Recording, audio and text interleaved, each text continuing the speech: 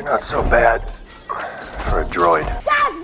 The Mandalorian has come so far in just the span of 6 years. When it was announced in late 2017 that Star Wars would be getting its first live-action TV show, my initial thoughts were, okay. Yeah, even as someone who genuinely loves The Mandalorian now, I can't say I was super excited for the show back when it was revealed.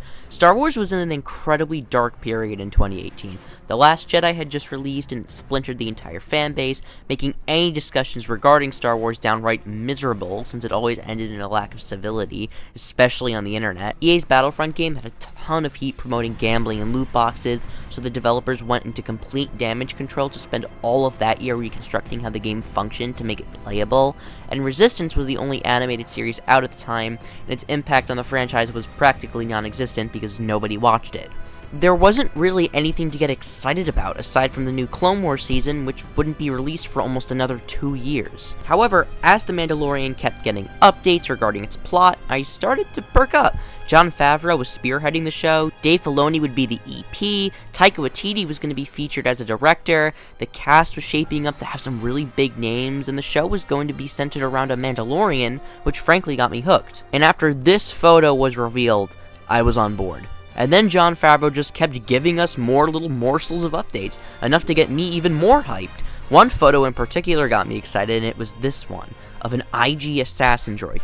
Everyone assumed it was IG-88 from The Empire Strikes Back, but Dave Filoni soon clarified that this was a new character, IG-11, not 88.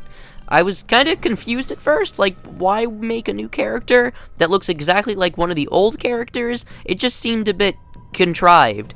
Like, just have it be the same character. But that wasn't gonna bother me because the accompanying trailer footage showed me some stellar action with the robot. Like, damn, if this was gonna be the whole show, I wouldn't be happier. November 2019 couldn't come soon enough. And then Taika Waititi was cast as IG-11.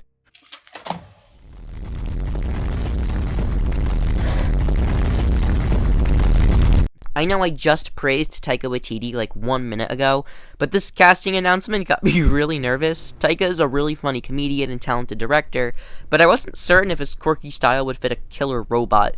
I was starting to get flashbacks to Ultron from the Marvel movies, where they just crammed the character with unfunny jokes and made him a complete tone killer that you couldn't take seriously as a main villain. I can't physically throw up in my mouth. You shut the fuck up! I hope you die in a fire! Like, I was picturing IG-11 as just Korg, but a robot, and I was honestly not excited for this character anymore. I shrugged him off as missed potential and just waited for the show to release. But then, something special happened. Subparagraph 16 of the Bondsman Guild Protocol waiver compels you to immediately produce said asset. Taika was putting on an actual performance. I was caught off guard. The best part was that the droid striked a mean silhouette, he had excellent body mannerisms, yet he was still funny. His monotone voice played off really well with Pedro Pascal's expressive voice talent. He was still funny, but he wasn't a tone killer. Back to the Ultron example, I kinda hate how they gave a robot human-like mannerisms. He would blink, he would tilt his head like a person, And so on and so forth. he didn't feel like a robot. He felt like a guy in a motion capture suit pretending to be a robot. Here, IG-11 was an actual prop. He was being puppeteered, save for some more complex shots where he was fully CGI. And speaking of CGI, holy mother of God, we have to talk about the action. I have no idea whose idea it was to have this droid be strapped 24/7, but I am all here for it. The whole sequence felt like a roller coaster. The way IG-11 would pivot and dodge just felt so organic and lively, and then Manufacturer's protocol dictates I cannot be captured. I must self-destruct. IG-11 is revealed to be semi-suicidal, which, as a high schooler in 2019, I completely sympathized with. I just love how every time there's a minor inconvenience, IG resorts to just wanting to kill himself, and Mando is telling him to just hold off on pulling the blicky. I absolutely love it. Beginning self-destruct countdown. No, stop! Mando soon shows IG-11 that suicide is not the answer, and they use teamwork to defeat the pirates attacking them. Yay, we get to keep IG-11 as a companion for a while. So we discovered the target Mando was sent to find was a baby? And IG-11 was sent to kill it? Oh my God, no! So just like that, IG-11 was dispatched by Mando. He wasn't the sidekick of the show, Baby Yoda was, which, no lie, I am totally fine with. But it just sucks that we couldn't have gotten both of these delightful little cuties. There's only room for one, I guess. Farewell, IG-11. You met an unfortunate end as such a delightful and charming freak of the week. Yes! So it turns out Queel rebuilt IG-11 to be his little assistant after Mando shot him in the face. So in the end, I actually ended up getting both Baby Yoda and IG-11. Now who says dreams can't come true? This little montage right here is so beautiful, I can't even explain it properly. Seeing the inner workings of how a robot is taught to function and trained like a little pet is just so cute. And Queel genuinely seems to care for him, as if he's a friend. And now IG-11 is a chef? I have prepared second meal. Would you care to be served here or below? Okay, now that is really cute, I'm sorry. And he likes tea now. Tea? Who knew all you had to do to make me like a character was just have them like tea?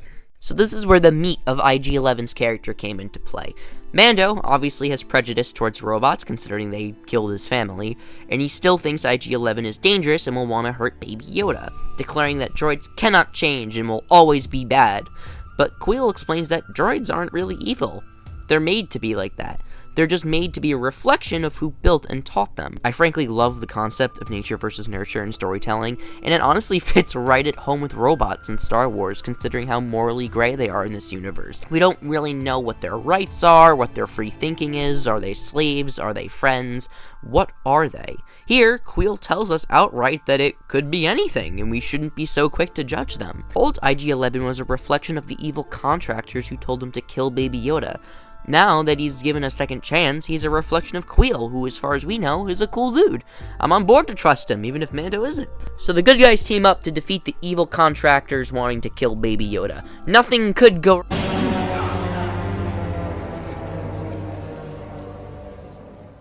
So Queel is dead, and Baby Yoda got kidnapped. This is truly a dark day. We could really use some help right now. Stop that! It's the cinnamon roll! So... IG-11 frickin' walked 4 miles just to save a baby, which is pretty funny. Luckily for us, he didn't skip leg day, so he cancels these bad boys for child abuse, he steals their car, and... That was unpleasant. I'm sorry you had to see that. Oh, this man is so polite. He was raised so well. So IG-11 is no longer here to brew up some tea. He's here to brew up a goddamn storm for some fascists. As mentioned before, this dude is fucking strapped, and he wastes no time coming in hot. And the music kicks in, and he's swooshing throughout the streets, and he's opening fire on everyone, and Baby Yoda's just here for the ride, as IG jumps off the bike and freaking kamikazes into the stormtroopers. Bro is absolutely livid at these fascists. I gotta respect that.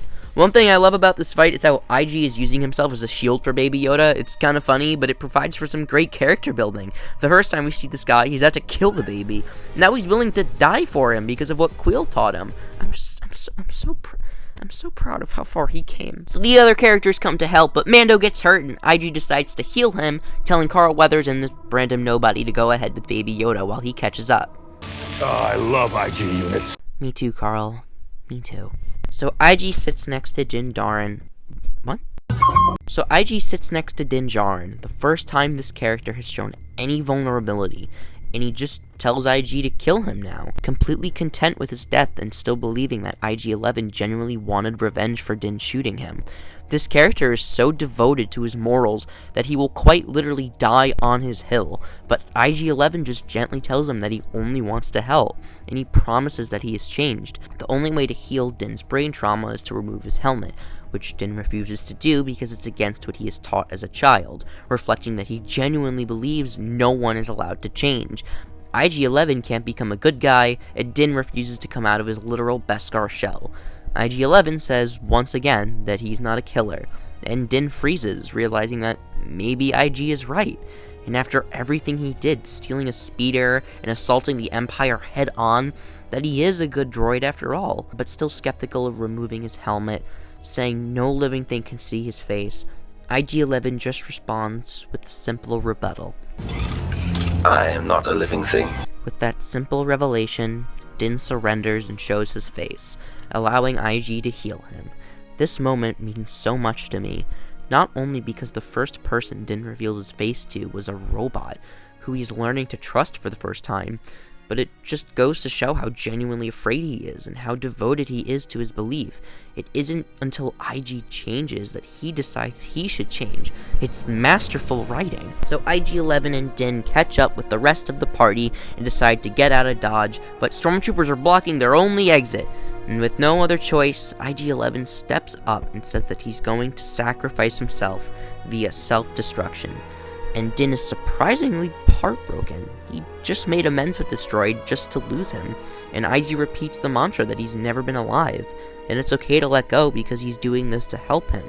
And with one final goodbye to Grogu, IG steps into the lava chasm below and combusts, marching towards his own death and proving that droids truly can be more than themselves, and being content with his death, he engulfs into flames.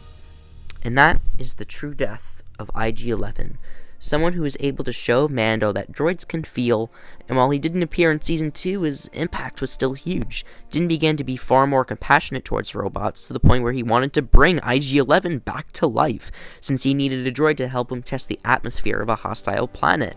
If this were Season 1 Din, he'd do quite literally anything to make sure he didn't work with a droid. Now, he's playing God to try and bring his friend back to life. That's some morally questionable character growth, baby. So they end up bringing IG back as a non-sentient mech, and while this is kind of weird for Grogu to be puppeteering a corpse, essentially, I did think it was cute that even after his death, IG-11 was protecting Grogu and keeping him safe. It was kinda cute. So yeah, IG-11 has had a big impact on me. A lot of it comes down to the superficial things like the action, but he's also had a ton of heart throughout Season 1, and this is my video. Shut up, I can do what I want. As for the future, I don't really know how to feel about him coming back to life as a marshal, but I'm gonna be optimistic and hope that the team does legitimately have a reason to bring this character back, and there is a plan for the future for IG-11. John, don't let me down.